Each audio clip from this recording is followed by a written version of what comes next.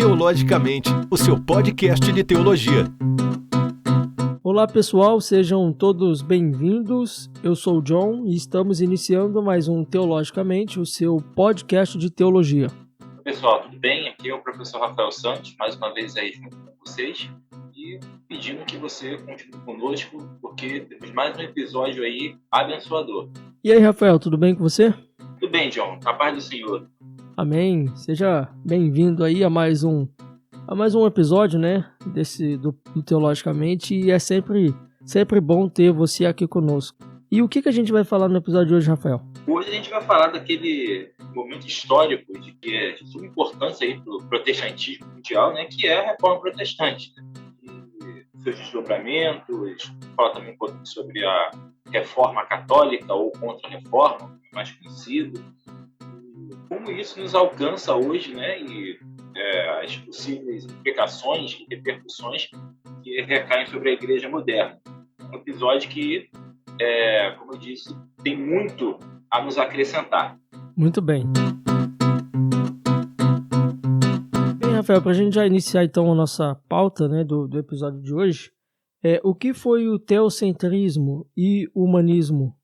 Bem, antes de tudo, a gente tem que se situar aqui um pouco historicamente, porque teocentrismo e humanismo, eles são características, melhor dizendo, de um movimento maior que a gente conhece como Renascença ou Renascimento. Uhum. O que vai estar acontecendo? Ali ao fim das Cruzadas, na Idade Média, a gente vai ter um período de transformações, né, que a gente vai entender como sendo a famosa crise do sistema feudal. A gente vai ter o reforço ali das coroas, especificamente dos centros urbanos, onde ficava a nobreza de uma forma geral, que antes você vai ter aquele modelo da sociedade feudal, você vai ter as terras repartidas entre os senhores feudais, vai ter todo aquele sistema dos feudos, do centralizado fora do meio urbano. Mas conforme as guerras vão acontecendo, sobretudo as cruzadas, a gente vai acabar vendo ali uma migração para esses centros urbanos. Uhum. Sobretudo devido às guerras internas de cada país. A gente vai ter a Guerra dos 100 Anos ali entre a França e a Inglaterra, que vai servir para fomentar um sentimento aí, usando aqui uma palavra anacrônica, de nacionalidade, né? Lutar não mais pelo seu feudo, mas lutar pelo seu território, pelo seu reino. É aí que a gente tem figuras como Joana d'Arc, por exemplo, que vai se destacar durante a Guerra dos 100 Anos, aí, século XIV. Isso vai fortalecer o poder dos reis, o poder dos reinos, e, consequentemente, ali as pessoas vão se voltar mais para perto dessa figura real.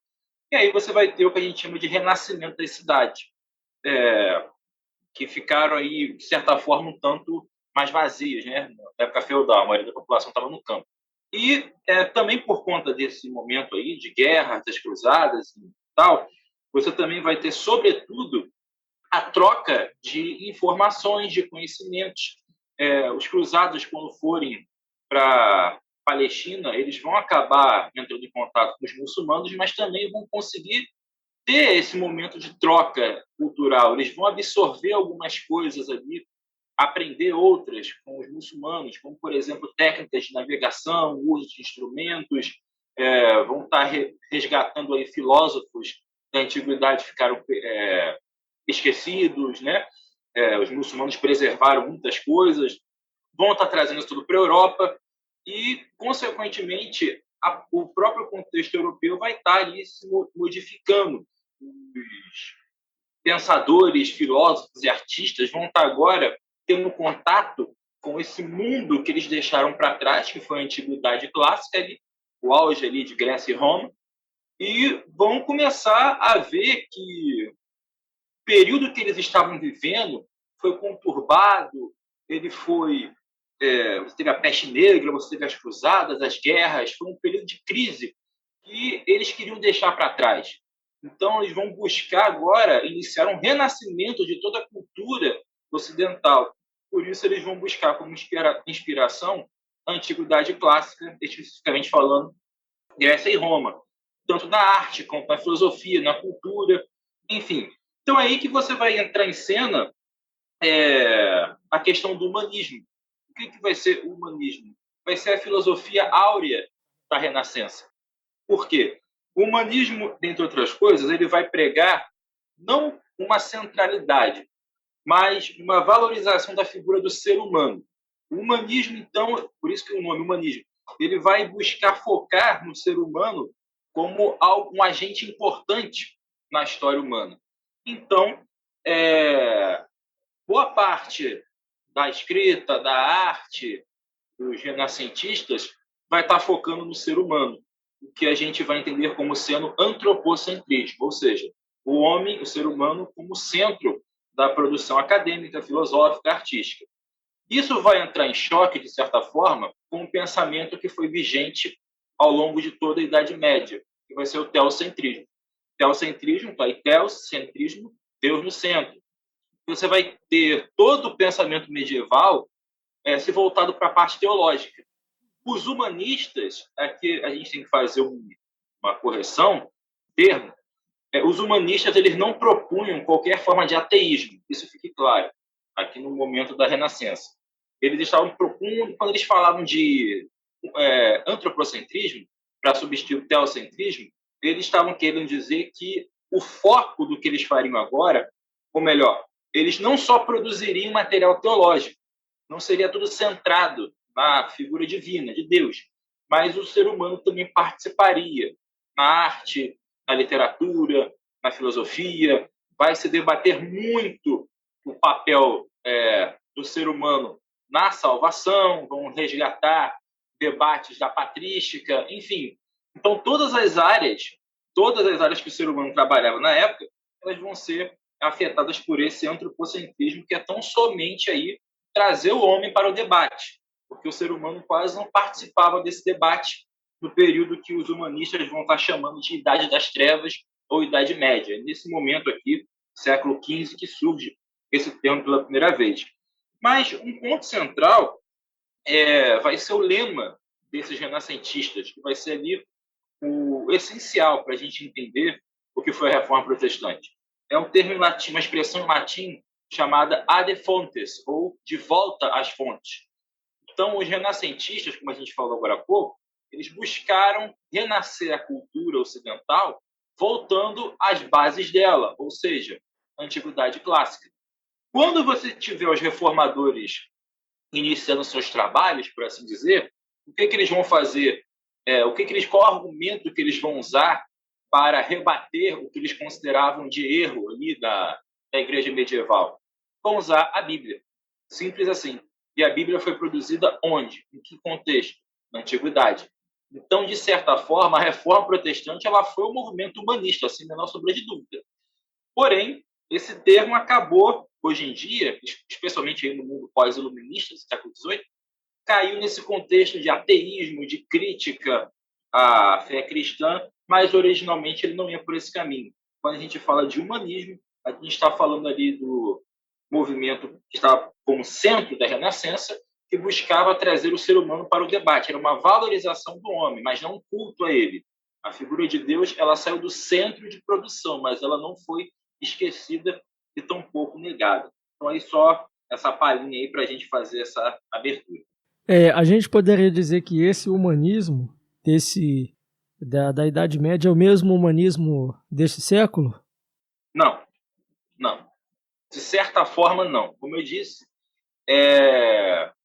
esse humanismo que vai estar agora abrindo as portas para a Idade Moderna, ele não vai ser o mesmo que a gente entende hoje no mundo contemporâneo. Por quê? Porque entre o século XV e o século XX, por exemplo, você vai ter o período do Iluminismo, século XVIII. Uhum. E esse momento vai ser aquele que eles vão buscar desconstruir a fé por meio da razão. Vai ser uma série de ataques ali à fé cristã. Ali você vai ter uma hipervalorização do ser humano que os humanistas aqui do século XV jamais tinham em mente. Sim. Até porque ninguém aqui falava de ateísmo, isso é uma coisa impensável. a questão de fé e razão como antagonistas, ninguém trabalhava com isso aqui. O antropocentrismo aqui, ele tinha propósito, era trazer o ser humano para o debate. O antropocentrismo ou o humanismo, nesse caso vão ser sinônimos, no mundo pós-iluminista, eles vão ter agora o propósito de, o significado, melhor dizendo, de substituição. Sai Deus e entra o homem. É aquilo que, lá no século XIX, o Friedrich Nietzsche vai falar da morte de Deus. Matamos Deus. Quem matou? Nós, os homens, que continuamos aqui, só nós somos o centro, enfim. Só há o ser humano, não existe Deus, aquela coisa toda que a gente vai ver lá no Nietzsche. Enfim, então acho que essa aí é a diferença. Aqui no século XV, era só para trazer o homem para valorizá-lo, trazer para o debate. Pós-século XVIII, era para trocar sai Deus e entra o ser humano. Isso. É bom é bom fazer essa diferença, né? Porque algumas pessoas ao ouvirem homocentrismo, né? Ou humanismo, né? Perdão. Algumas pessoas ao ouvirem essa palavra humanismo já coloca tudo no mesmo saco, né? E pensa que não. Por exemplo, a gente vai falar mais à frente, né? E alguns reformadores eram humanistas, né? Então, todos eles, na verdade.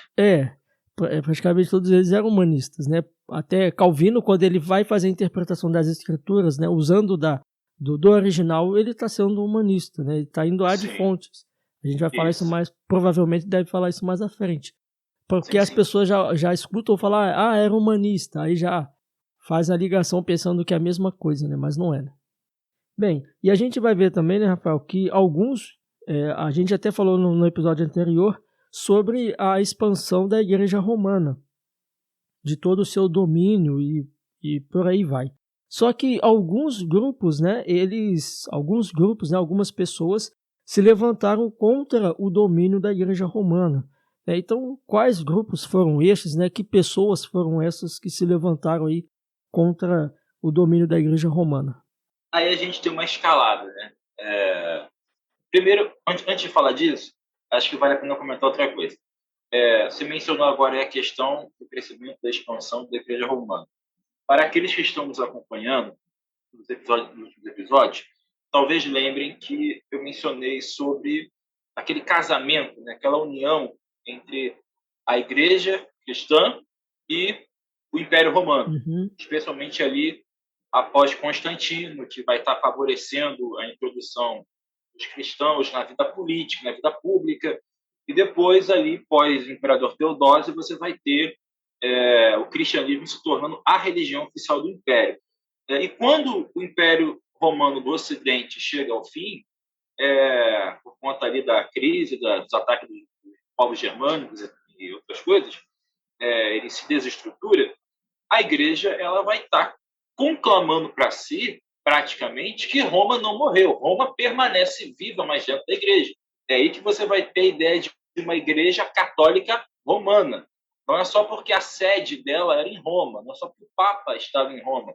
É porque ela se dizia a continuadora do ideal romano. Se você parar para pensar o que houve ali, o que é a Igreja Católica Romana? É uma união simbiótica entre elementos cristãos e pagãos. Você vê que está tudo ali. Claro, isso se construiu ali ao longo de muito tempo, mas basicamente é isso. Agora, por que essa igreja, se ela é a única, como eles gostam de dizer para nós, protestantes evangélicos, se ela é a única e verdadeira igreja de Jesus Cristo, não a outra, por que se levantaram tantas pessoas criticando ela? A resposta eu já dei, de certa forma. Houve essa união aí com, entre aspas, o Estado romano, e isso acabou deu vantagens, claramente, como a gente falou no episódio, mas trouxe muito mais desvantagens. E eu chamo a atenção aqui, sobretudo, para uma corrupção generalizada do clero. Né? Você vai ter bispos assumindo funções de aristocratas, de patrícios romanos, você vai ter a riqueza e opulência sendo vistas como favor de Deus, né? Ali a gente até brincou que já seria aí um primórdio da teologia da prosperidade, né? Quanto mais rico eu sou, Deus está me abençoando, mais pobre eu sou maldito, enfim, essa coisa toda. Perdão pelo anacronismo. Mas isso já cria, né, margem para a gente falar de possíveis erros, né, dentro da igreja. Então, certamente, vão haver aqueles que percebem esse tipo de erro. Afora também algumas questões teológicas. Quando começou-se ali a introduzir, por exemplo, imagens, representação de imagens dentro da igreja, é porque todos não, nem todos concordaram com isso, diga-se de passagem. Mas, com o passar do tempo, a coisa ela foi se tornando mais normativa, mais normal. Mas você vai ter, sim, grupos que vão estar surgindo aí antes de Martim Lutero. E isso é importante ressaltar. Você vai ter pessoas, grupos, movimentos, a gente chama normalmente de pré-reformadores, né? Mas eu gosto de pensar na reforma protestante, John, como sendo um processo. Sim. O que aconteceu com Lutero foi só ali. Lutero foi aquela última gota que fez o copo transbordar. Uhum. Porque já vai ter essa crítica por conta dos erros óbvios, dos exageros que estavam acontecendo na igreja desde aí da sua união com Roma. Então, alguns desses movimentos vão criticar a igreja de forma externa, a sua parte mais eclesiológica, mais institucional, enquanto outros vão bater na teologia. Claro, isso vai ficar mais acentuado pós-reforma, pós-Lutero especificamente. Mas, antes, a gente vai ter aqui uns grupos que vão estar batendo de frente, certamente, com certos assuntos, né, considerados aí sacros pelo catolicismo romano. Então, eu queria começar falando aí de um movimento que a gente pode rastrear aí no século XII, depois de Cristo, né, na Idade Média ainda, que vai ser um movimento aí iniciado por Pedro Valdo.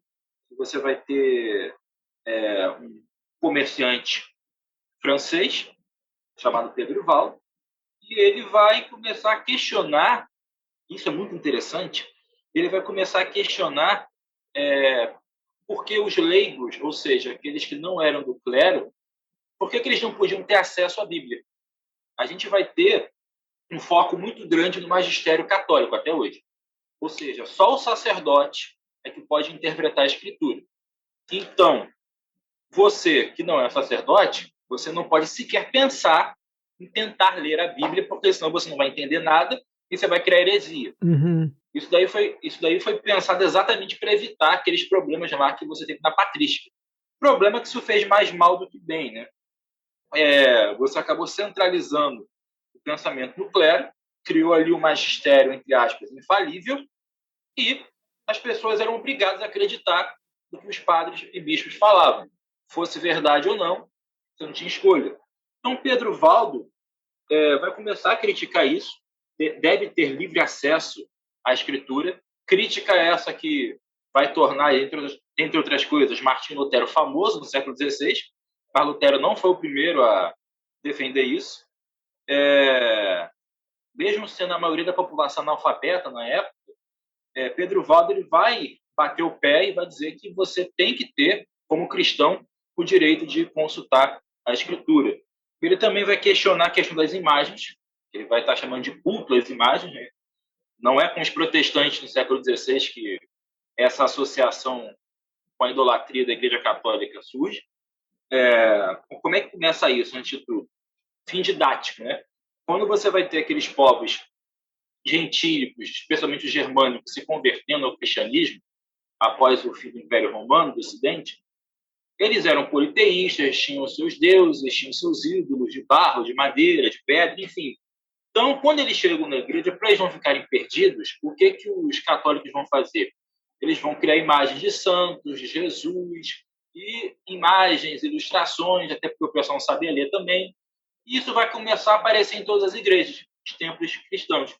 E aí que você vai ter ali as imagens sendo introduzidas como um fim didático, né? Sim. Só que com o passar do tempo, o que vai acontecer? As pessoas vão começar a fazer orações para aquela imagem, vão começar a se ajoelhar diante das imagens, e por incrível que pareça, isso acontece até hoje, e o pessoal insiste, não, isso não é idolatria, isso é veneração. Tá, tá bom. Então, desculpa, tem que mudar o conceito de idolatria no dicionário, porque lá tem exatamente isso, mas isso para lá, deixa quieto. Pois é. escreveu Aurélio.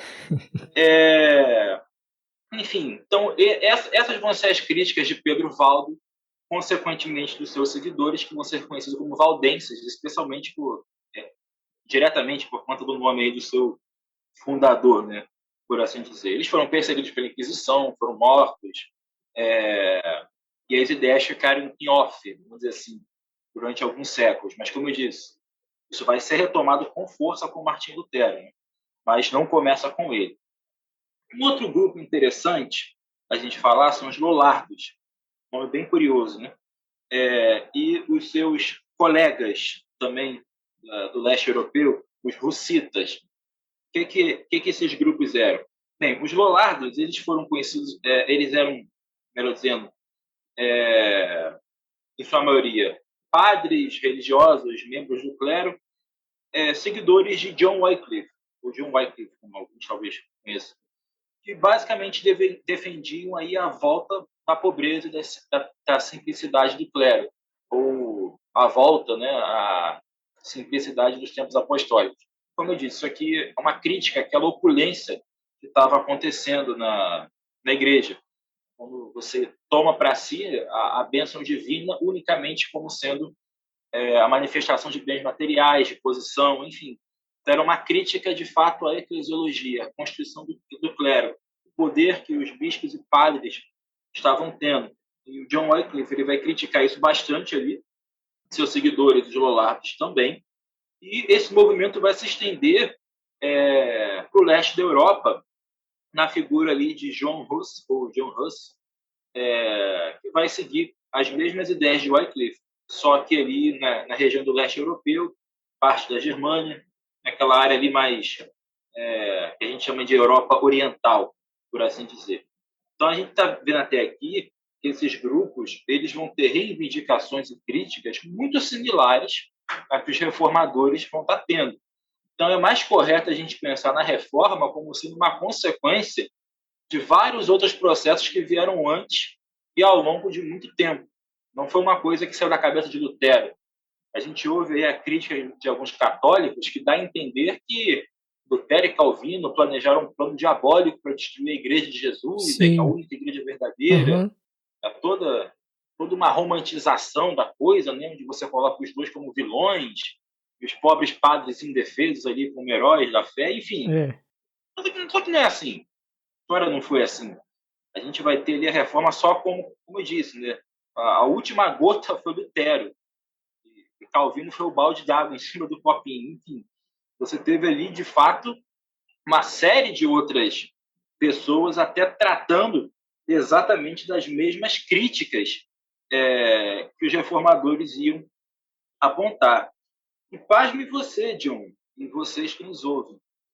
Há um outro camarada ali que ele vai, aí já batendo na época da Reforma, ele vai ficar muito famoso com um debate que ele teve com Martim Lutero, que vai até gerar um livro famosíssimo de Martim Lutero, né, que é O Nascido Escravo, acerca da justificação pela fé. E eu estou falando de Erasmo de Roterdã. Ele vai ficar, como eu disse, famoso por ter esse debate aí acerca da salvação, da justificação, com Martim Lutero. Vai discordar dele, coisa e tal.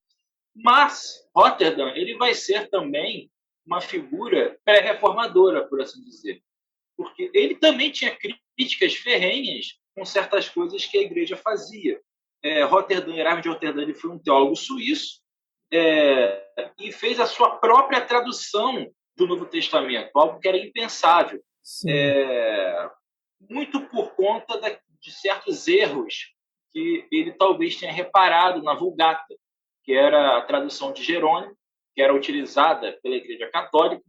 Eu não sei se eu comentei aqui nessa série, ou se foi em algum outro episódio que a gente gravou, sobre esses erros aí que Jerônimo cometeu, né? Como, por exemplo, quando ele foi traduzir ali aquela passagem dos evangelhos de Lucas, Mateus e Marcos, sinóticos que tratam isso, quando o anjo Gabriel vai saudar Maria, né? Ele fala: você foi agraciada por Deus ou você recebeu um favor de Deus, referindo-se ela foi escolhida para ser a mãe do Salvador, Jesus, Messias. Só que Jerônimo, quando vai traduzir isso, ele coloca Maria cheia de graça. Não é Maria agraciada, como é o original. Ele Uhum. bota Maria cheia de graça. Sim. Isso gerou o quê? Que ela é retentora da graça. Uhum. Então, até hoje, você tem a oração, né? Ave Maria cheia de graça, que tem a graça. Ela tem o poder em si, Sim. né? Mas o texto grego diz o contrário. Ela recebeu alguma coisa. E mais para frente, até o anjo vai dizer, né? Descerá sobre ti o Espírito Santo e o poder do Altíssimo te envolverá. Ou seja, nada em você. Sim. Algo virá sobre você, mas você não tem nada. Então, essa tradução de Jerônimo gerou aí, né? Ou ajudou a fomentar um dos dogmas mais sagrados dos católicos, que é a questão da Imaculação de Maria, né? Nascimento imaculado de Maria, enfim. E outro errozinho também bem grotesco é na pregação de João Batista. E esse vai dar base aí para a doutrina dos católicos da penitência, que é aquele castigo, né, quando você comete um pecado. E quando João está pregando, ele fala: arrependei-vos porque é chegado o reino de Deus. Deus está próximo, enfim. Aí Jerônimo traduz da seguinte forma: penitenciai-vos porque o reino de Deus está próximo. Nossa. E esse penitenciai-vos virou o quê? O dogma da penitência. Sim. Virou ali aquela questão de você se infligir um castigo como forma de arrependimento. Ou seja, o arrependimento não basta. Você tem que se autopunir para alcançar o perdão de Era Deus. o caso de Lutero, Então, né? Oi? Era o caso de Lutero, né? Exatamente. Lutero sofreu muito com isso. Bastante. E essa pode ter sido uma das razões, né, desse revisionismo, tanto de Erasmo quanto de Lutero. E no caso de Erasmo, vale destacar ainda que a tradução que ele fez do Novo Testamento foi usada de base para King James Version, né, que é a versão inglesa da Bíblia, que é usada até hoje no mundo anglo-saxão, de fala inglesa. Enfim, então, a gente percebe aí que essas críticas ao catolicismo romano, elas não começam com os reformadores e tampouco param com eles. É muito importante, a gente vai ver isso mais para o final, que a própria igreja, ao longo do tempo, ela busque fazer autocrítica. A igreja não pode perder isso, porque a igreja, apesar dela ter o Espírito Santo, ela ser a igreja de Cristo, não aprove a Deus anular a nossa humanidade. Nós ainda somos pecadores, diga-se de passagem. Ainda cometemos erros. Então, quando você pega um grupo e chama ele de magistério infalível da igreja, que nunca erra, que ensina diretamente sobre orientação divina, de modo que tudo que ele fala é a prova de erro, você está cometendo ali um dano terrível. Você está dando um poder ao homem que ele não tem. Até aquele pastor, por mais santo que seja, que está em cima do púlpito de domingo a domingo, ele pode errar. Sim. Ele pode falar uma besteira na hora da pregação. Uhum. Ele pode dizer uma coisa que por engano mesmo, não é verdade. Ele pode cometer erros teológicos. Enfim, erros que podem e devem ser corrigidos, né? A gente vai ter, no século XIX, no Concílio de Vaticano I, a oficialização da infabilidade papal. Ela existia de forma indireta, mas foi oficializada no século XIX. Então, o que esse dogma diz? Tudo que o Papa fala ex cátedra, ou seja, enquanto Papa, na função de Papa, seus pronunciamentos oficiais, suas bulas encíclicas, tudo isso é infalível. Eles não reconhecem que o Papa é infalível o tempo todo, mas quando o Papa lá se pronuncia, quando ele celebra a missa, quando ele está trabalhando de Papa, vamos dizer assim, ex cátedra, na sua função, na sua cátedra, aí ele é infalível, que é Deus falando através dele. Uhum. Isso foi transferido, John, para a igreja evangélica. O ex cátedra virou ex púlpito. Sim. Desculpa aqui o assassinato latim, mas virou basicamente isso. Quando você pega esse tipo de coisa, só transfere, você está simplesmente dizendo que há seres humanos perfeitos dentro da igreja, que não erram, que são os porta-vozes de Deus, e ninguém pode questionar nada. E se você questionar nada, corre o risco de levar a maldição do ungido do Senhor. Tem isso também. Uhum. Enfim, então, acho importante aqui destacar isso, fazendo esse parêntese, sobre a autocrítica, que nós devemos sempre estar buscando aí ver onde nós erramos para que nós possamos consertar e evitar esse endeusamento aí de seres humanos que são falhos E é. Fechando esse parêntese, a gente pode tratar agora do que foi a reforma em si, né? Essa construção de uma igreja supostamente perfeita, com sacerdotes perfeitos, isso daí, e seus dogmas, isso acabou, como a gente viu, gerando críticas aí desde a Idade Média. A Igreja Católica ela não era essa, como dizer, essa tranquilidade, né? Essa unidade, melhor dizendo. Essa unidade que eles tanto gostam de dizer, né? Vocês são aí milhões de seitas protestantes espalhadas pelo mundo. Tá. E a Igreja Católica ela pode também se quebrar em várias seitas católicas com uma diferença. Todas elas, em sua maioria, reconhecem o Papa como seu líder. Mas, de resto, você pode ter várias cabeças pensantes ali que, apesar de não se dividir em denominações, se dividem em ordens, se dividem em linhas de pensamento, se dividem em linhas de raciocínio. Então, dizer que a Igreja Católica é uma unidade é uma falácia. Por exemplo, né, a gente poderia dar aqui como exemplo a renovação carismática dentro da Igreja Católica, né? Sim. E é um pequeno exemplo. A gente podia pegar mais pesado ainda. Você, por exemplo, pegar aí um franciscano, adepto da teologia da libertação, e botar para conversar com um dominicano mais conservador, pode ser até tapa. Você vai ter divergências enormes. Agora, por exemplo, você tem um papa que ele é adepto do comunismo, ele é adepto do marxismo. Isso. Oi? É isso mesmo, eu ia comentar exatamente isso. Sim, e eu já ouvi de católicos, John, uma coisa que eu nunca achei que fosse ouvir, que não reconhecem o Francisco como Papa, não reconhecem o conclave que elegeu ele, ainda consideram o Ratzinger, o Bento XVI, como Papa. Claro, de uma minoria. A maioria nem liga para isso, o Papa é o Papa. Mas há divisões, não há uma unidade de pensamento da Igreja Católica, só que é mais mascarado, é uma coisa mais escrachada. E a gente bem sabe que no protestantismo é mais fácil. O cara não concorda aqui, então ele sai da igreja de uma denominação. É fácil. A gente tem uma facilidade maior em se desprender dessas lideranças com as quais não concordamos. Eles não, porque, ou melhor, eles não podem, mesmo que se desprendam, eles não podem confessar isso muito publicamente. Tem que ser tudo na surdina. Por que não? Você está contra o Santo Padre, o Vigário de Cristo, aí não dá. O cara pode ser até excomungado, ele vai acreditar que perdeu a salvação, enfim, aquela coisa toda. Mas a gente tem que então entender que a Igreja Católica não é uma unidade e dentro dela há críticos até hoje, apesar de serem minoria, mas até hoje. E aqui nessa época não foi diferente. A gente tem uma galera aí, como a gente viu, eu citei alguns poucos exemplos aqui, só com as principais críticas, para a gente ter uma noção que a reforma ela não surge do nada. A gente vai ali tendo uma bolinha de neve que só vai aumentando. E já que você citou aí a figura de Martim Lutero agora há pouco, quando eu falei da penitência, quem foi esse homem, né? O famigerado Martim Lutero, né? Odiado por muitos e odiado por mais outros.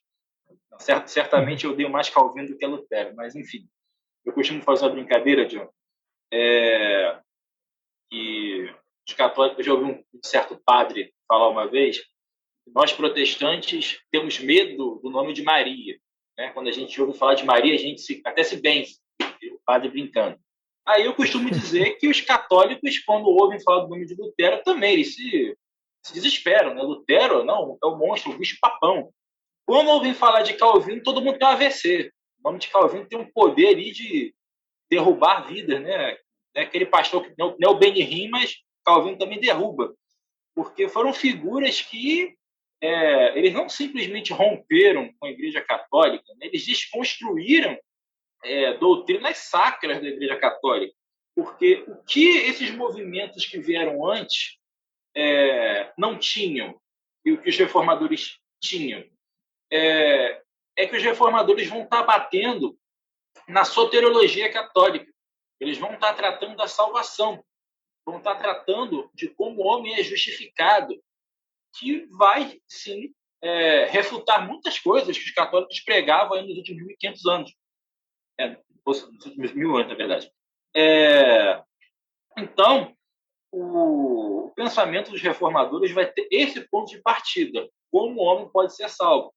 E aí que entra a figura de Martim Lutero, tão temido por muitos aí, no meio católico e evangélico também.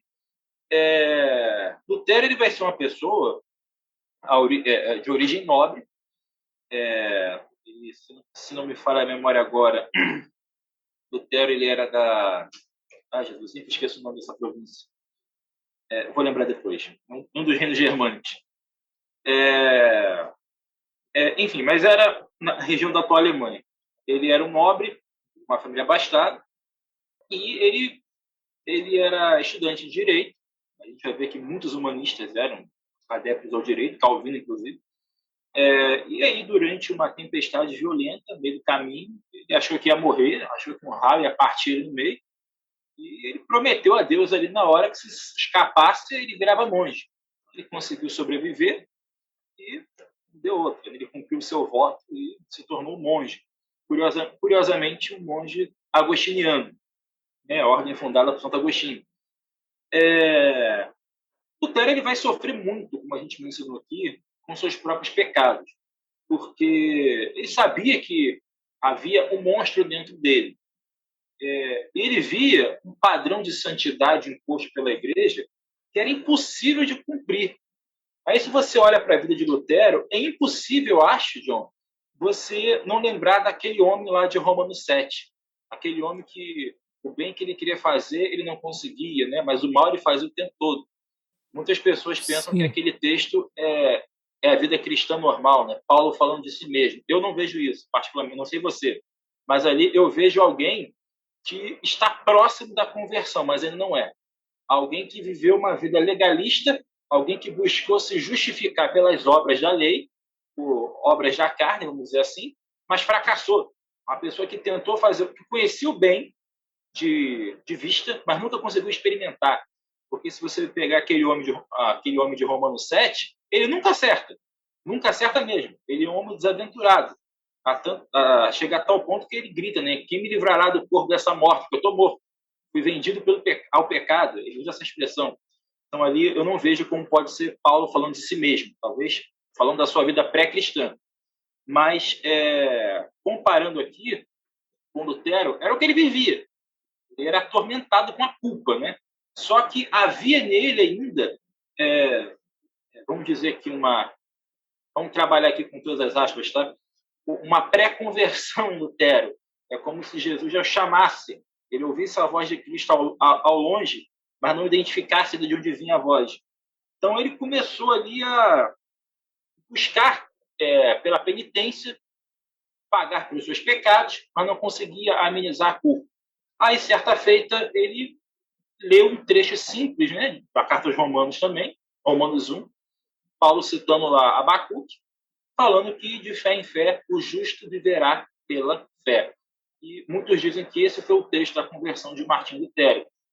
E Lutero, a partir daí, ele começou a pensar: o que me justifica, o que tira a minha culpa é a minha fé. A fé em quê? A fé em Cristo na sua obra. Ou seja, não é nada de mim. E o que na cabeça de Lutero talvez tenha aparecido, porque ele era um monge agostiniano, foi o debate que Santo Agostinho teve com Pelágio, que tratou exatamente disso.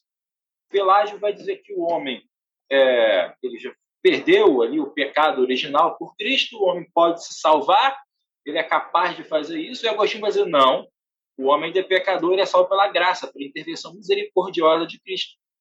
É Deus que dá ali o primeiro passo. Só que na Idade Média isso se perdeu. A Igreja Romana ela se tornou pelagiana. Alguns falam semi-pelagiana, mas em alguns casos era totalmente pelagiana. E Lutero ali, ensinado na doutrina agostiniana, conseguiu conservar um pouco disso e juntou ali uma coisa com a outra. Peraí, isso aqui já foi falado na história da Igreja. O ser humano ele é justificado mediante a fé em Jesus Cristo. A gente vai lá em Efésios 2, né? Pela graça sois salvos, isso não vem de vós, e é mediante a fé. Então essas coisas fizeram Lutero ali pensar. Eu trouxe aqui uma citação dele, ele diz o seguinte acerca desse problema da justificação pela fé: noite e dia eu ponderei até que vi a conexão entre a justiça de Deus e a afirmação que o justo viverá pela fé. Então eu compreendi que a justiça de Deus era aquela pela qual, pela graça e pura misericórdia, Deus nos justifica através da fé.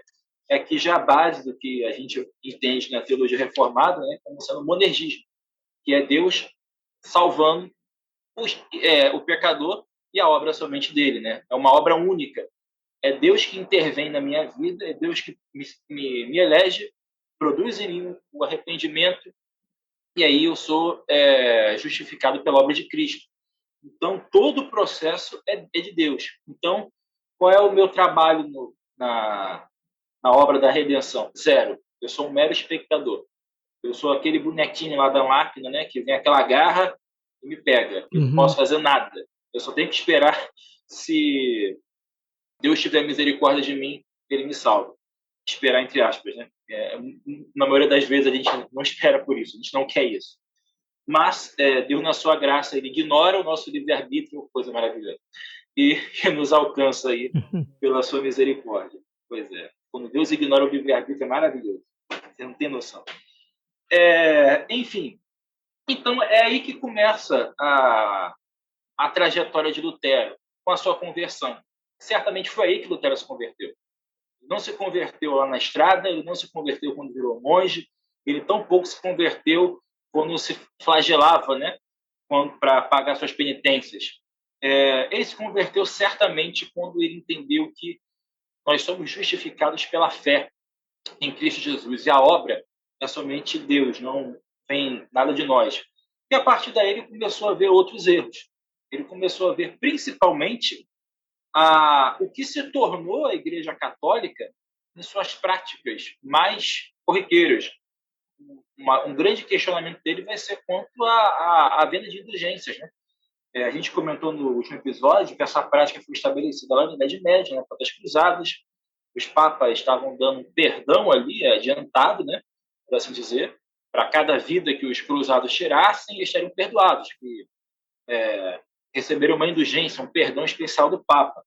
Só que isso aí não sumiu depois das cruzadas. Né? A coisa ela se tornou até um negócio lucrativo. E as más línguas ainda dizem, John, que na época de Lutero, o Papa estava querendo juntar o dinheirinho aí para construir a Basílica de São Pedro, né? O centro do Vaticano, e precisava de dinheiro. E aí os vendedores de indulgência começaram a percorrer a Europa com mais vigor do que nunca. Há muitos pontos meio incoerentes nessa história, então eu prefiro não afirmar que isso foi um plano maquiavélico do Papa. Porém, é certo que a venda de indulgências estava muito forte na época de Lutero, e ela extrapolou certos sentidos. Por exemplo, havia aquela crença do purgatório, conforme a gente já mencionou aqui, aquele inferno light, que ao mesmo tempo era uma entrada, né, para o céu. Você se purificava no purgatório dos pecados menores e entrava no céu depois.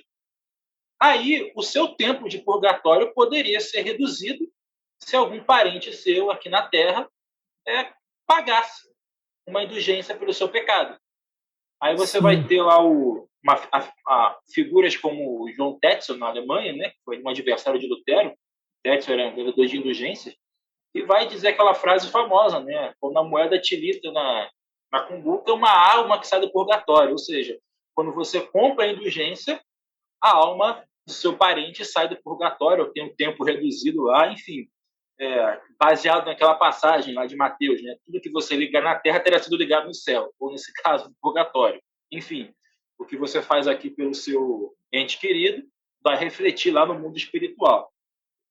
Aquelas confusões que a gente viu. Então, Lutero ele começa a ficar bastante perturbado com esse tipo de coisa. E ele vai começar a trabalhar em cima disso e vai, enfim, escrever um trabalhinho que vai ser conhecido como o Debate para o Esclarecimento dos Valores das Indulgências, ou, como é mais conhecido universalmente, as 95 Teses de Lutero. E, em 1517, 31 de outubro de 1517, ele vai colocar essas 95 teses, esse documento, na porta da igreja de Wittenberg, na Alemanha, Só para deixar, só para fazer um esclarecimento, isso não foi um ato de rebeldia, tá? As pessoas pensam que Lutero ele pregou lá o negócio na porta da igreja só para fazer uma provocação. Não, é que a porta da Só igreja, para criar confusão, né? não, a porta da igreja era um quadro de avisos, funcionava como se fosse. Sim. Então, Uhum. não era estranho Lutero fazer isso. Não foi um ato de rebeldia. Ele botou lá de manhã cedinho como se fosse qualquer anúncio. Aí quem passasse lá ia ver. As pessoas que eram letradas podiam ler, né? Normalmente o clero, alguns aristocratas, iam passar e ver lá aquela loucura que Lutero estava fazendo. E aí, claramente, isso não foi passado em branco, gerou um problema tremendo, e Lutero ele foi convidado a se retratar. Ele vai ser levado para a cidade de Worms, onde vão organizar uma reunião, né? A Dieta de Worms, como é conhecido, e Lutero vai ser convidado a se retratar, assim como Galileu, alguns anos antes dele. Você falou a bobagem, mas você vai agora voltar atrás e a gente perdoa. A resposta de Lutero ela é lendária. Eu também faço questão de lê-la aqui para que você veja como Martim Lutero era bem era resistente nas suas ideias. Ele diz o seguinte aos representantes da Dieta de Worms: já que me pede uma resposta simples, darei uma que não deixa margem de dúvidas. A não ser que alguém me convença pelo testemunho da Escritura Sagrada ou com razões decisivas não vou me retratar, pois não creio nem na infabilidade do Papa, nem dos concílios, porque é manifesto que frequentemente se tem equivocado e contradito. Fui convencido pelos argumentos bíblicos que acabo de citar, e minha consciência está cativa à palavra de Deus. Não posso, não quero retratar-me, porque é perigoso e não é certo agir contra a própria consciência. Que Deus me ajude. Amém. Então, essa foi a resposta de Martinho Lutero. Fatos interessantes aqui. Ele cita que o magistério católico não era tão infalível como ele se apregoava, o Papa não era tão infalível, os concílios se contradiziam. A gente comentou aqui no episódio, por exemplo, que um Papa mudava a decisão de outro, isso acontecia o tempo todo. Então, o Papa não pode ser uma figura tão infalível assim, porque ele muda de ideia com frequência. Os concílios também. Um concílio pode ratificar o outro, alterar isso. Então, Lutero está dizendo que o homem é falível, mas a Escritura não. Então, daí que vem a base do somente a Escritura, só a Escritura, que a gente viu até hoje. Que somente pela palavra de Deus é que a gente tem um entendimento total e certo, absoluto, da vontade de Deus. Então, isso foi o fogo na palha, que vai começar a incendiar a Europa toda. E Lutero, ele vai ser ali o causador disso. Mas certamente que essa brincadeira não para com ele. Como dizem aqui na campanha política da minha cidade, vem mais por aí. Nesse caso aí, havia uma avalanche ainda de dor de cabeça para os nossos amigos católicos. Tem algum comentário, John? Não, muito bem. E eu particularmente gosto muito dessa parte da história de Lutero, né, em que ele está ali perante na Dieta de Worms, né, em que ele dá essa declaração, né, e ele se mostra irredutível ali na respeito do que seria a verdade, né? Exato. E eu ressalto que esse pequeno trecho que eu li aqui para vocês, ele está sobrecarregado de coisas interessantíssimas. Aqui, ao mesmo tempo, você tem a crítica ao papado, a crítica ao magistério e a infabilidade não dos líderes da igreja, mas da Escritura.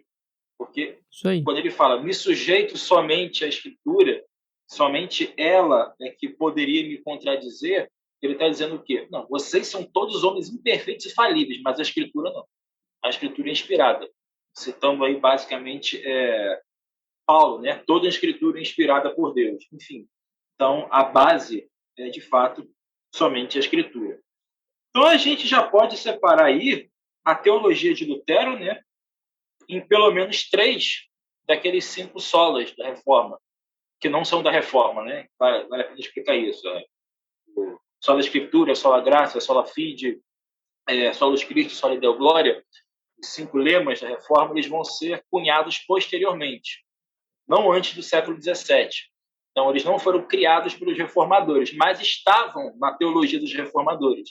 Acabei de citar aqui agora Uhum. a ênfase que Lutero vai dar à Escritura, né? Dizer que somente pela Escritura que nós podemos ser corrigidos, avaliados, ela que tem que ser a nossa norma. Então, você tem aí a base do sola Escritura.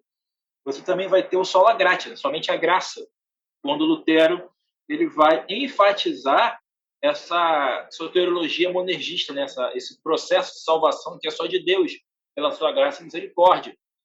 E isso mediante a fé. A fé, o sola fide, a fé em Jesus Cristo, pois só Jesus Cristo ele pode nos trazer plena salvação. Fatos importantes e curiosos sobre Lutero. Ele não foi contra, por exemplo, a questão das imagens, a questão do batismo infantil. Certas questões ainda ficaram devendo, vamos dizer assim, porque a reforma protestante, como eu disse, ela é todo um processo. O protestantismo que a gente tem hoje, ele se cunhou a partir de vários reformadores. Então, a igreja evangélica hoje ela tem características luteranas, calvinistas, anglicanas, puritanas e até anabatistas. Então, todo o protestantismo ele se cunha literalmente em cima de cada ramo protestante evidente. Então, nós não somos tão desunidos quanto os católicos creem.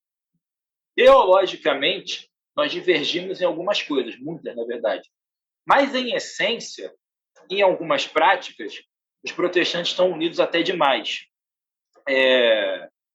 Isso, de certa forma, é bom, né? Mas também tem um lado negativo. Né? A tendência que nós temos de, muitas vezes, chamar de irmão quem não é irmão, mas só porque faz as mesmas coisas que nós fazemos. Mas isso é outra história. Enfim, então, acerca de Lutero, a gente ainda pode dizer que a figura dele teve essa relevância na ênfase da Escritura. Ele vai passar anos ali num trabalho árduo de tradução da Bíblia, vai traduzir para o alemão, né, um idioma vulgar, a língua sacra, o latim, só podia ter traduções em latim da Bíblia, e Lutero ele vai traduzir uma língua vulgar, porque qualquer pessoa podia ler, não só alguém letrado. Depois essa prática vai ser imitada na Suíça, na Inglaterra, você vai ter os idiomas vernáculos, os idiomas de cada um, sendo agora a língua da Bíblia, cumprindo assim aquele desejo que o Pedro Valdo tinha lá no século XII, que todos pudessem ter acesso à Escritura. Enfim, então acerca de Lutero, é o que a gente comenta por agora. Caso você tenha algum comentário, John, eu vou já entro para falar de Calvino e o que mais der aí para a gente tratar. Quer contar alguma coisa? Não, eu só queria comentar que foi bom você ter falado a respeito desses 5 solas, né? Porque tem gente que pensa que foi assim, né? Num passe de mágica, alguém chegou lá e escreveu, ó, esse aqui é o primeiro sola, né? Esse aqui é o segundo sola, esse aqui é o terceiro.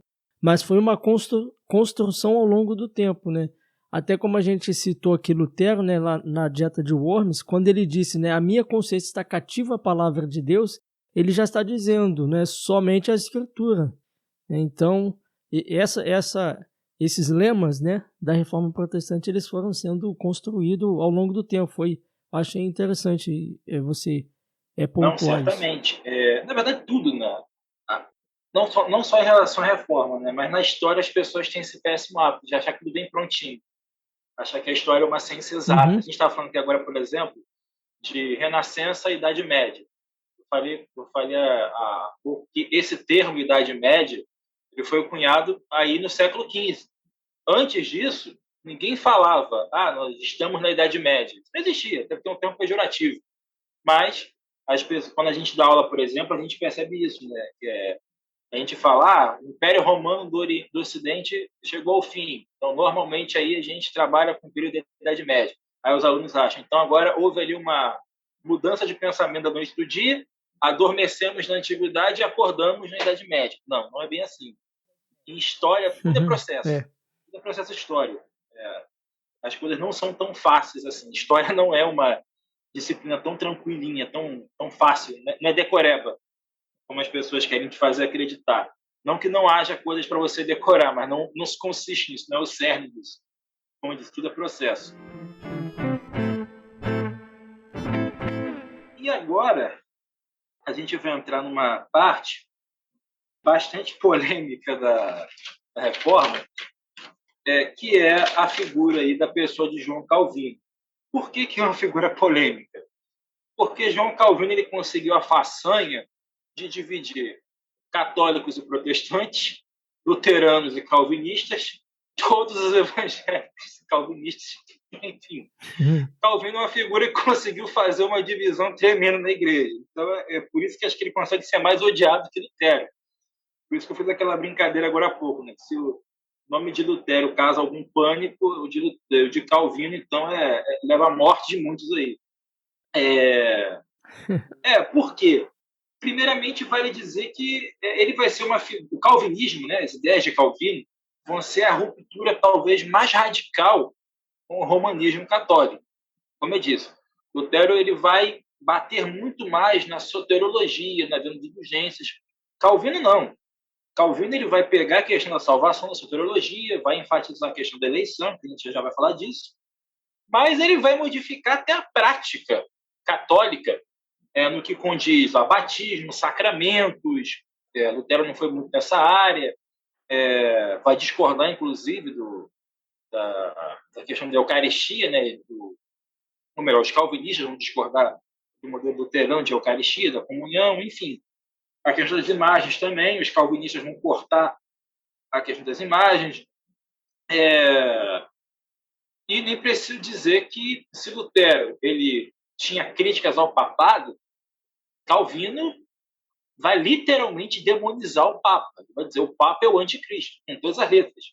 O anticristo ali da escatológica. Enfim, então o calvinismo vai ser aquele ramo do protestantismo que vai, de fato, ali tentar, não, conseguir acabar com qualquer, pelo menos em tese, ligação com a Igreja Católica Romana. Vamos ver como a partir de agora. Bem, primeiramente, quem foi João Calvino, né? Ele vai ser, como eu havia comentado há um tempo, um estudante de direito, um advogado, vamos dizer assim, francês, que vai estar muito ligado ao humanismo francês. E aqui vale explicar que o humanismo ele não vai ser um movimento homogêneo, né? Ele vai ser heterogêneo. Cada canto da Europa ele vai se manifestar de uma forma. O humanismo francês ele vai ser bem curioso, ele vai ter uma ênfase em buscar o contexto original das leis, sobretudo da lei romana, para tentar reaplicar ela na sociedade da época.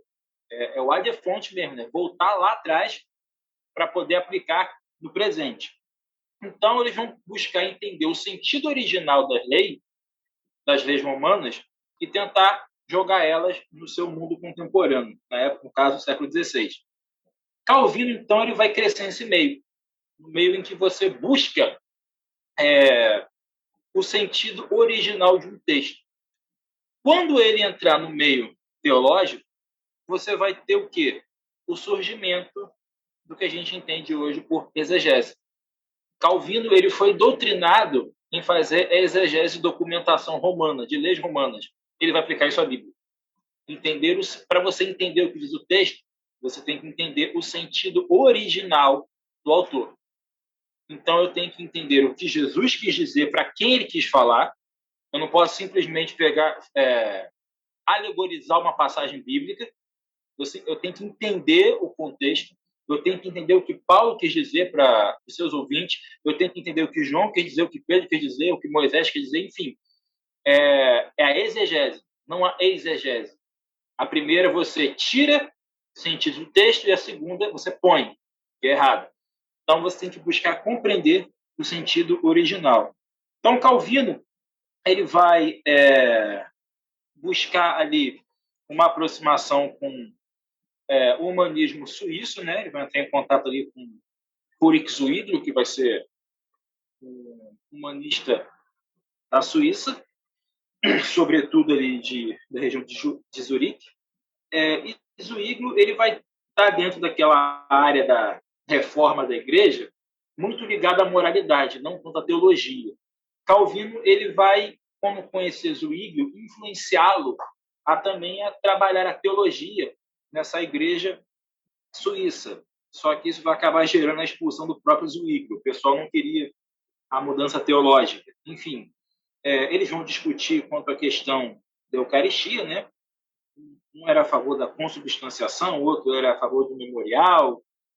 Essa ideia ficou ainda em debate por um bom tempinho. Os dois divergiam de Lutero, que ainda cria na transubstanciação, né? Que o pão e o vinho são literalmente se transformam na carne e no sangue de Jesus. Enfim, eles tinham ainda algumas divergências. Mas Calvino ele se torna muito radical quando ele busca essa ênfase em entender o sentido original de cada doutrina e aplicar elas, o que vai gerar uma perseguição à figura dele.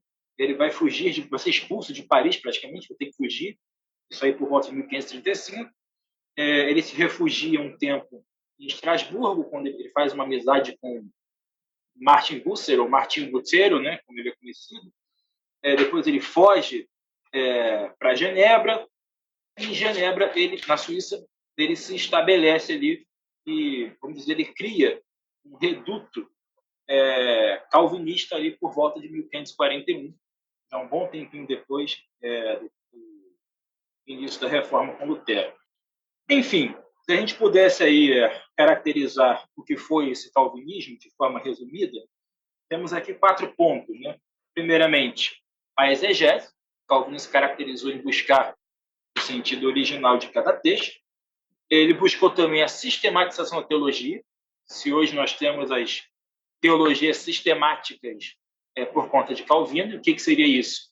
Seria você dividir todos os temas da Bíblia por seções, por sistemas, por exemplo, doutrina da criação, soteriologia, cristologia, escatologia, enfim, doutrinas específicas que tratam de partes específicas da Bíblia. Quem começou a lançar isso foi Calvino.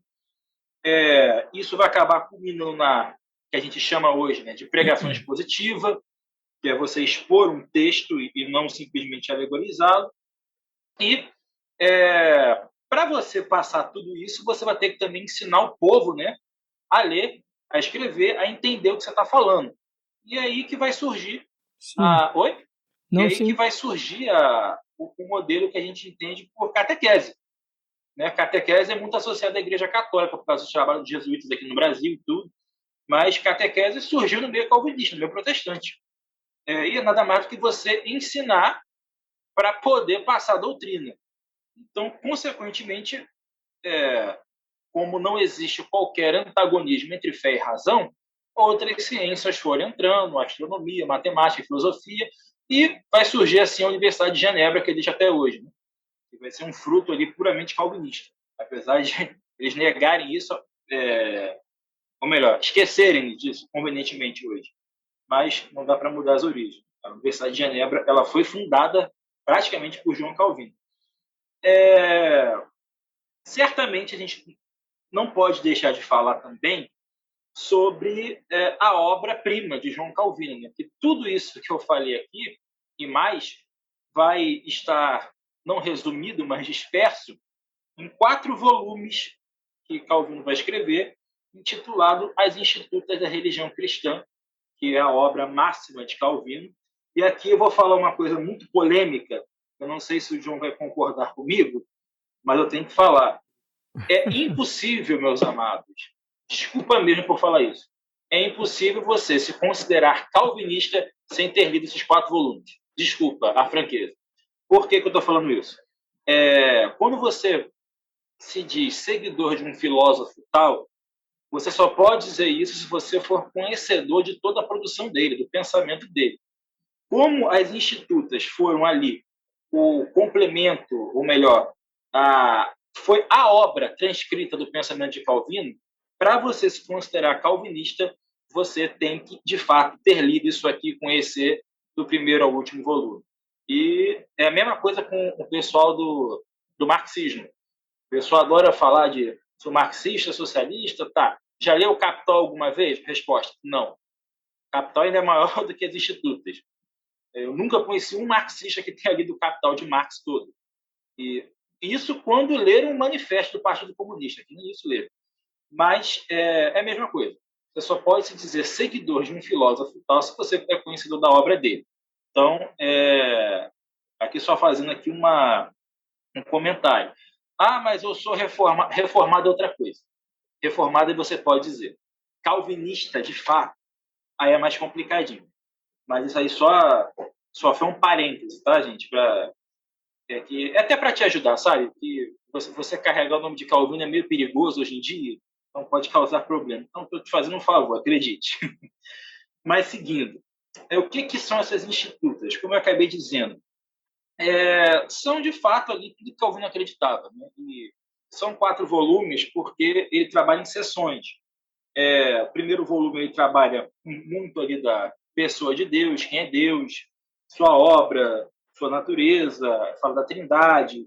No volume 2 ele trabalha do conhecimento acerca de Deus, faz alguns comentários acerca do Antigo Testamento, a função da lei, a relação dela com o pecado. O volume 3 ele já entra na soteriologia, ele fala da fé, da regeneração, do arrependimento. Aí ele fala da predestinação, né? O volume 3 ali é o básico para você entender a predestinação, que até hoje divide a igreja protestante, não sei porquê, mais uma vez aqui fazendo um comentário pessoal, que predestinação não é invenção de Calvino. Paulo cita a predestinação.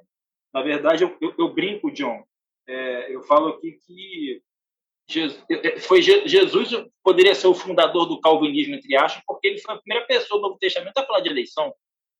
Ele falou: vocês são minhas ovelhas, ninguém arrebata você da minha mão. Vocês são aqueles que o Pai me deu, ninguém vem a mim se o Pai não trouxer. Mas peraí, cadê o livre-arbítrio aí? Não entra. Mas enfim, isso é outra história, mas é outra polêmica. Afora que tanto Jesus quanto Paulo, quanto João vão estar batendo em cima dessas questões. Nós somos salvos pela graça, que fomos comprados pelo sangue de Cristo. Toda aquela ideia que a gente viu lá atrás. Deus dando sempre o primeiro passo, Deus agindo, Deus fazendo, enfim. Então, aí não há margem para você dizer... Eu já ouvi gente falando aqui, calvinismo não é. Eleição é uma doutrina diabólica. Não, como assim doutrina diabólica? Ouvi isso dos católicos, tudo bem, mas de evangélicos não desce. Está na Bíblia. Eleição é certo. Deus nos elegeu. Está escrito lá com todas as letras, e várias vezes, até desde o Antigo Testamento. Então, eu não vejo o motivo para crítica, para esse estardalhaço todo.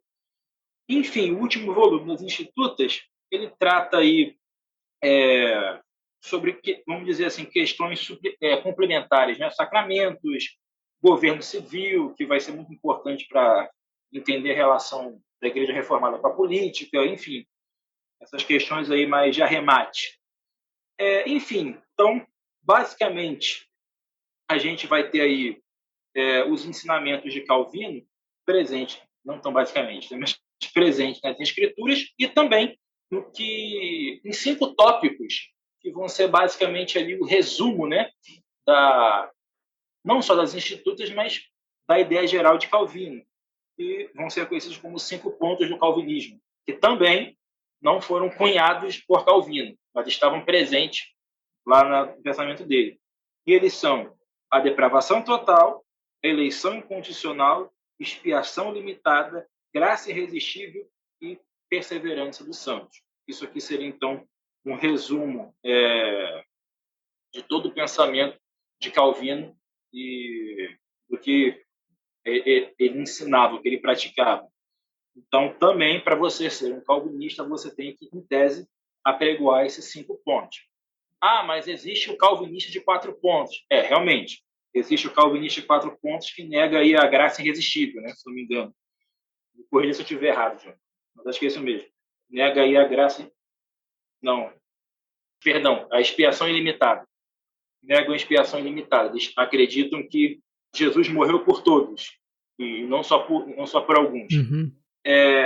Graça irresistível, eles alegam assim. Enfim, e há muitos calvinistas de 4 pontos por aí. Eu conheci alguns. Que acho que também não leram as Institutas, mas isso é outra história. Enfim,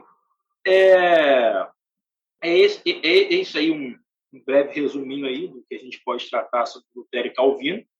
Ainda poderíamos falar mais coisas, mas por conta do tempo eu paro por aqui. Passo aí para você, John. E a gente pode ver que Calvino, no início das suas institutas, ele já fala, né, aonde que ele se apoiou, né? Sim, E ele mostra que ele se apoiou nos pais também, né, nos pais sim. apostólicos, né, para toda a sua doutrina, porque o pessoal fala é invenção de Calvino, e ele se apoia muito também em Santo Agostinho. A gente vê que, né, não foi, vou inventar aqui o predestinação, né? E John, é uma ironia. Não foi Isso é uma uma ironia invenção. sem igual, porque Santo Agostinho ele é brindado, até pelos católicos até hoje, como um dos maiores teólogos da igreja. E foi o mais esquecido pela igreja católica. Curiosamente, esqueceram praticamente tudo que Né? Agostinho ensinou acerca de salvação. Só pegam ele como um grande cérebro, mas como filósofo, teólogo, parece que tudo foi jogado fora. Pegaram certamente a tratar da Trindade, as confissões, tudo aquilo dali, e botaram ele num pedestal. Mas o que ele aborda acerca, no debate dele com Pelágio, por exemplo, parece que eles esqueceram. Aí vem Calvino e Lutero resgatando isso. Não, isso aí é doutrina demoníaca, não sei o que mais. Como assim? E outra, o que Calvino e Lutero falavam é Bíblia. Os apóstolos falavam. Só simplesmente estão repetindo o que os pais da igreja, no seu sentido mais pleno, desde a época apostólica, tratavam, né? Não é invenção humana. Tem coisas em Calvino que, se você ler as Institutas, talvez você discorde, o que é perfeitamente normal. Calvino, por exemplo, dizia, compartilhava aquele pensamento de que as crianças vão para o inferno. Algumas pessoas, eu inclusive, tenho ressalvas quanto a isso. Mas, enfim, coisas que não têm relação diretamente com a fé salvífica em si, mas que você pode questionar totalmente. Calvino não é escritura, ele não é infalível, né? Ele próprio sabia disso. Mas, ainda assim, foi um pensador da igreja, sem sombra de dúvida, embasado na escritura. Não só nos pais da igreja, mas na escritura também. Muito bem. Bem, a gente vai ver também, né, Rafael, que alguns homens se levantaram, né? Alguns homens se levantaram contra o domínio da Igreja Romana. A gente até falou aqui também do protestantismo em si, com Lutero. Só que, enfim, né? E o protestantismo começou a avançar, né? Começou a ganhar espaço, começou a ganhar domínio. Só que a igreja romana e seus pares, né? Eles não ficaram parados, né? Eles não ficaram de braços cruzados diante ao avanço do protestantismo, né? O que a igreja romana ela fez para combater essa expansão do protestantismo? É curioso esse ponto, John, porque você usou um termo que eu até dei uma risada aqui agora. A igreja não ficou de braços cruzados. Mas se eu te falasse que eles ficaram de braços cruzados, como assim? Normalmente, a gente diz que a resposta da igreja, a gente aprende na escola, né, foi a reforma católica, a contra-reforma. Né? Eles organizaram o Concílio de Trento para responder à reforma protestante. Aí você vai analisar o Concílio de Trento. Primeiramente, ele começa em 1545. Ele acaba em 1563. São quase 20 anos de concílio. Por quê? Porque foi uma verdadeira bagunça. Vamos dizer assim. Principalmente porque você teve aí, salvo engano, 3 ou 4 conclaves no meio do concílio. Ou seja, 3 ou 4 eleições de papa. Papas foram morrendo, aí você tinha que trocar, e isso toma tempo da igreja. Fazer um conclave não é uma coisa fácil. Tem toda uma ritualística, tem todo um processo, uma burocracia, e esse concílio ele já ficou ali totalmente abalado, né? Vamos dizer assim. Mas porque fazer concílio não tem como fazer sem o Papa. Afora que isso gerou discordância, né? Um Papa ele ia por uma linha, aí ele morria, substituído por outro que tinha uma outra diferente, que os papas não concordavam sempre, conforme Lutero nos lembrou. E o Concílio de Trento foi uma verdadeira bagunça. Enquanto isso, o protestantismo está lá se expandindo. Está lá a reforma da Batista surgindo e o pessoal discutindo em Trento. E aí, você vai ter, finalmente, a resolução do Concílio, em 1563, isso aí, pouco mais de 10 anos depois que Calvino aprontou das suas, por assim dizer. Eles basicamente fazem o quê? Reafirmam todas as doutrinas da Igreja Católica. Não dá nada. Nós reafirmamos tudo isso, que a salvação também tem participação do homem, reafirmamos o purgatório, reafirmamos que os livros da Bíblia são esse. Só que, curiosamente, eles fizeram uma coisa que até então não haviam feito. Eles acrescentaram os livros apócrifos do Antigo Testamento, pela razão de não sabemos até hoje por quê. Esses livros não eram tão usados assim, mas se tornaram parte do cânon canônico, do cânon católico, e são até hoje. Reafirmaram os 7 sacramentos da Igreja Católica, reafirmaram a autoridade papal, só mexeram na questão do clero, né? Questão da moralidade do clero. Trabalharam em cima disso, a questão da simonia, da usura, da corrupção de uma forma geral, o celibato. Só fizeram isso. De resto, foi somente uma reafirmação e, de forma prática, o que eles fizeram para frear a reforma protestante? A mesma coisa que fizeram ao longo da Idade Média. Acordo político. A igreja não tinha poder. Nunca teve esse poder todo. Ela dependia da ação dos seus devotos que tinham poder, ou seja, os reis. Tentaram pegar Lutero, só que 99% dos príncipes do Império Germânico protegeram Lutero, porque era uma oportunidade de você se livrar da influência da igreja.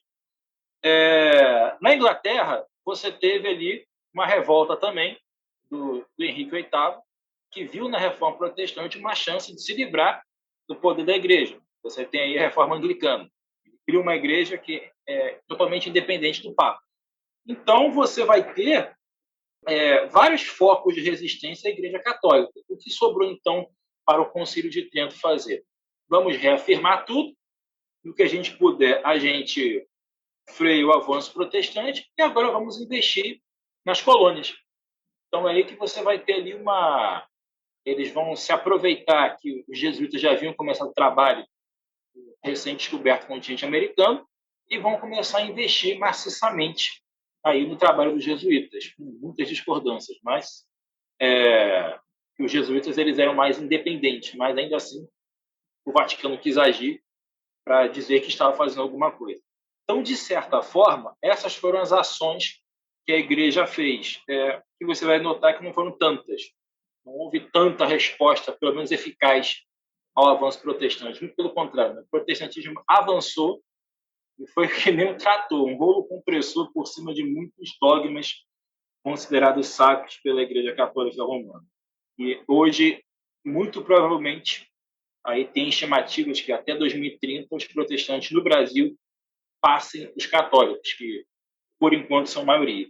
E a gente vê isso aí, foi só um modo de dizer, né? Até como você riu aí do que eu disse, né? Foi um modo mesmo de fingir, né? Que estava fazendo alguma coisa, né? Que estava tomando atitude, Exato. Né? Mas, na verdade, pouca coisa se mudou, né? Pouco ou quase nenhuma. Mas para dizer que fizeram alguma coisa, a gente diz que mudou muita coisa. Pois é. Então a gente vê que a contra-reforma, né? Que foi a atitude tomada pela Igreja Romana, ela não conseguiu eliminar o protestantismo, né? E quais foram, então, os resultados da reforma protestante? Bem, foram muitos resultados. O maior deles, certamente, foi uma criação de um novo ramo para o cristianismo. E o que é mais curioso é que esse novo ramo do cristianismo, ele é até hoje, né, multifacetado, como a gente comentou aqui. Há uma facilidade, melhor dizendo, muito grande desses grupos romperem entre si. O que ajuda isso no começo é a regionalidade, né? Uma forma de ver mundo, o território, isso acaba gerando cisões. Mas o protestantismo até hoje tem essa facilidade. Ele cresce muito porque ele tem essa facilidade de essa capacidade, né, de criar rótulos denominacionais. Então, cada dia abre uma nova igreja protestante perto de você. Isso daí é uma coisa que tem seu lado positivo e seu lado negativo. Bem, outras questões foram no ramo político, sem a menor sombra de dúvida. A política da Europa, a partir do século XVI e XVII principalmente, se alterou bastante, porque agora as questões religiosas voltaram ao escopo político. Você vai ter agora a constituição, entre aspas, de nações católicas e nações protestantes. Para quem não sabe, a Irlanda está assim até hoje. Você tem um grupo que, em tese, é católico e um outro grupo que, em tese, é protestante. E há séculos eles se matam entre si, Irlanda do Sul e Irlanda do Norte. Agora, eu acho que até mudou essa nomenclatura hoje em dia. Enfim, a Irlanda do Norte continua. Você vai ter as guerras religiosas, você vai ter coroas que vão se declarar puramente católicas, defensoras da Igreja de Cristo, contra os hereges protestantes. Isso aí é o pano de fundo lá da Guerra de Filipe da Espanha com a Rainha Elizabeth da Inglaterra. A nação católica contra os protestantes. Enfim, afora as perseguições que vão dar origem a fluxos migratórios absurdos. E num desses fluxos você vai ter ali a colonização maciça das 13 colônias que vão dar origem aos Estados Unidos. Também a gente pode abordar toda a questão filosófica, né? Conforme esse crescimento vai se expandindo cada vez mais, você vai ter também a modificação, o acréscimo, o desenvolvimento dessas doutrinas aí criadas por Lutero e Calvino. Tem um parêntese que eu quero abrir, que o calvinismo talvez tenha sido a doutrina que mais cresceu além de Calvino. Muito talvez porque muitas denominações, muitos grupos, né, arrogaram para si a continuidade das ideias de Calvino. Você vai ter, por exemplo, hoje, você é presbiteriano, sabe disso? A igreja presbiteriana, basicamente, essa continuidade direta da reforma calvinista, ainda lá da igreja calvinista da Escócia.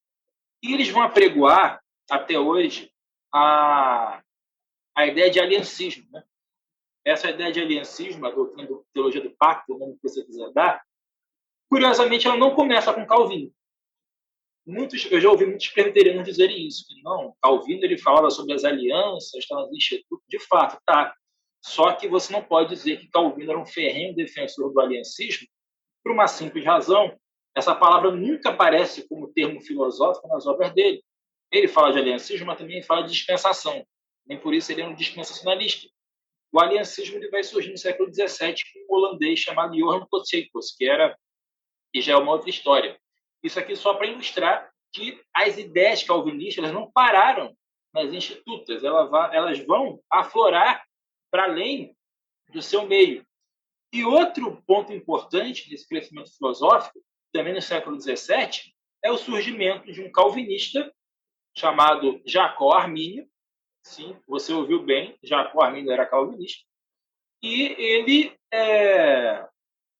trouxe uma vertente diferente do calvinismo até então. Ele pegou aquela passagem que eu mencionei de Romanos 7 e aplicou ali, isso aqui é o ser humano.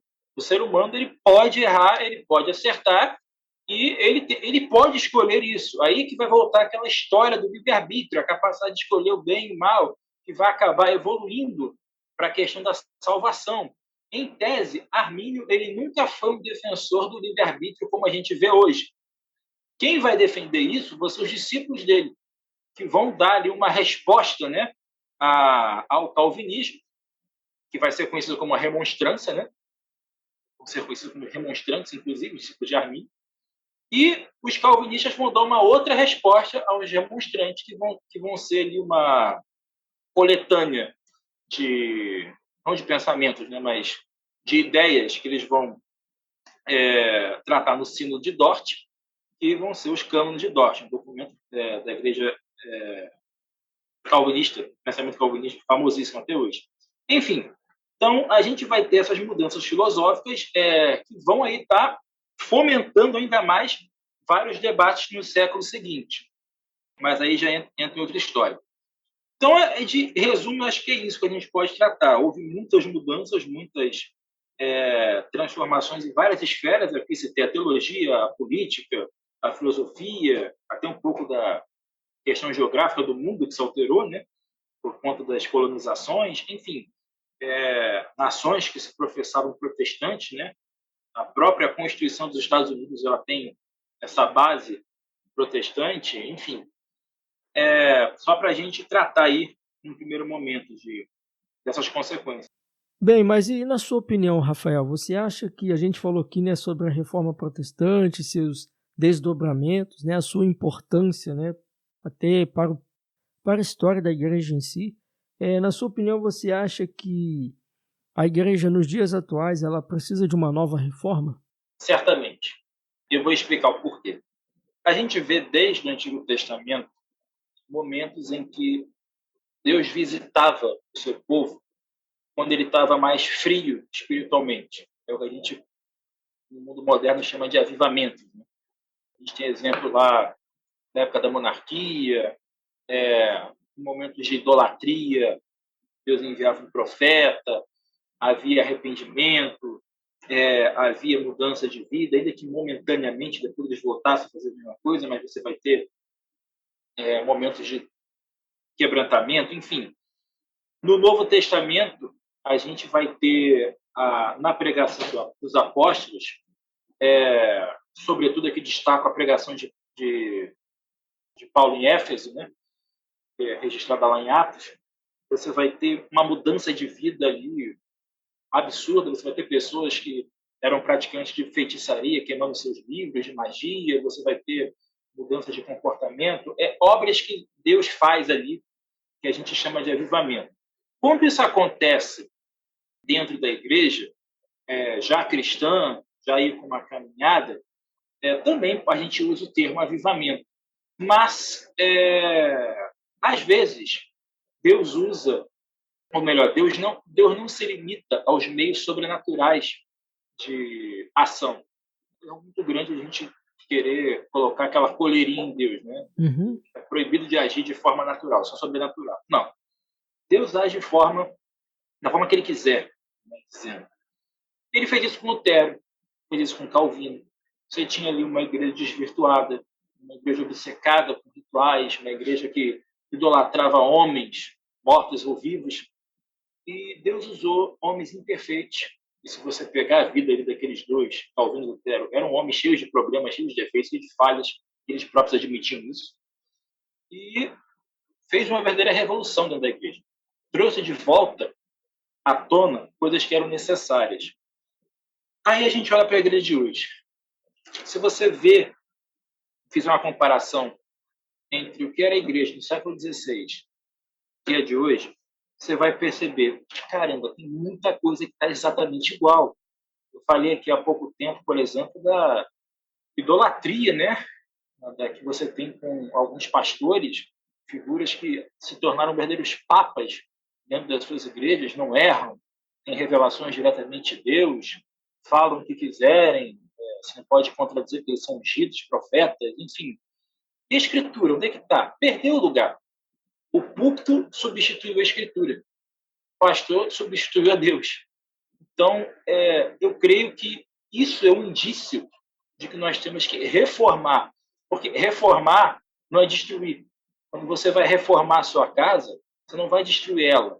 Você vai tirar o que está ruim e consertar, botar coisas melhores, deixar a sua casa arrumada. Então, é aquela coisa. Como é que a gente quer evangelizar? Como é que a gente quer trazer pessoas para dentro da igreja se a igreja está morta, praticamente espiritualmente? Como é que você quer trazer pessoas para a sua casa se a casa está uma bagunça? Então, eu creio que há uma ênfase muito grande em evangelismo, que não é errado, mas há uma falha, um fracasso no discipulado. O evangelismo é você trazer para dentro, e o discipulado é você manter o cara na fé, é ensinar. Jesus falou, façam discípulos em todas as nações, ensinando a guardar tudo o que eu tenho ensinado. E é aí que a igreja está errando, é no discipulado. Então, eu creio que é por conta disso que nós temos que fazer para ontem uma reforma da igreja, trazendo de volta a Escritura para o centro, não destruindo, mas reduzindo o papel do homem O foco não pode ser o homem, o foco tem que ser Cristo. As pregações têm que ser expositivas, tem que ser a Bíblia falando, não tem que ser a autoridade do pastor, do pregador, tem que ser a autoridade do Senhor, através da Escritura. E até na parte burocrática, institucional, se for necessário mexer, mexe também. Porque essa questão de muita burocracia pode ser mais um fator que atrapalha do que ajuda. Enfim, então eu creio que a igreja ela tem que sempre estar buscando se reformar. E esse é um velho lema da reforma também, que é pouco esquecido, né? Não era nem da reforma, já era anterior a ela, mas foi muito usado na reforma, que é Ecclesia reformada et semper reformada est, ou seja, igreja que reformada sempre está se reformando ou sempre se reforma. Então, é aquela questão que eu falei há pouco tempo. Você tem que buscar fazer, como cristão, uma autocrítica, porque você é um pecador. Tem que parar para pensar, e será que isso que eu estou fazendo é certo? Você que é líder de congregação, pastor, membro de presbitério, o que for, será que suas atitudes na condução desse rebanho, dessa igreja, os conselhos que você tem dado, as pregações que você tem feito, será que tudo isso está debaixo realmente da vontade de Deus? Você está embasado nas Escrituras? Será que a sua igreja, você se for simplesmente membro, será que a sua igreja está achando com o caminho certo? Será que as pessoas que estão lá dentro não são simplesmente ocupadores de banco a cada domingo? Então, eu creio que tudo tem que ser revisto sempre. Doutrina, parte institucional, liderança, tudo tem que estar sempre sendo vigiado, né? Fazendo aqui uma comparação meio esdrúxula, mas, se não me engano, acho que foi Benjamin Franklin que falou que, ou foi o Franklin ou o Thomas Jefferson, que o preço da liberdade é eterna vigilância. Fazendo uma paráfrase aqui para a igreja, o preço da igreja saudável também é eterna vigilância, a constante vigilância, ou a constante reforma. Está buscando sempre aparar, sempre cortar as arestas, o que estiver sobrando, o que estiver em excesso, tirar. E o nosso norte, nossa bússola tem que ser a Escritura. Nós não podemos ficar nem aquém, nem além da Escritura, nós temos que ficar nela, porque é somente pela Escritura que nós conhecemos aí a boa, perfeita e agradável vontade de Deus. Então, sim, eu creio que nós precisamos de uma reforma, precisamos de um avivamento e que Deus nos ajude. Muito bem, muito bem. Bem, nós já estamos chegando ao final de mais um episódio. E não só desse episódio, nós estamos chegando ao final dessa temporada aí a respeito da história da igreja. Com certeza o nosso irmão Rafael, nosso professor Rafael, vai estar voltando aqui, né, para a gente poder estar falando aí também sobre, né, Rafael, sobre a história da igreja no Brasil, né? Sim. Temos aí alguns episódios também destacados para a gente tratar disso, que a história não para, né? E agora voltando para o nosso próprio contexto, desde o Brasil colonial até aí nosso mundo contemporâneo, né? Que foi a igreja, como ela se desenvolveu e como nós chegamos onde nós chegamos. É isso aí. Então, gente, eu quero agradecer a participação de todos vocês. Antes, eu quero agradecer também a sua participação aqui, Rafael, em mais um episódio do Teologicamente. Obrigado, tá, pela sua participação. Não, João, sou eu que agradeço o convite, a paciência, as considerações. Te agradeço muito e estamos aí para o que deve é. Amém. E, gente, obrigado aí pela participação de vocês e até a próxima, se Deus quiser. Teologicamente, o seu podcast de teologia.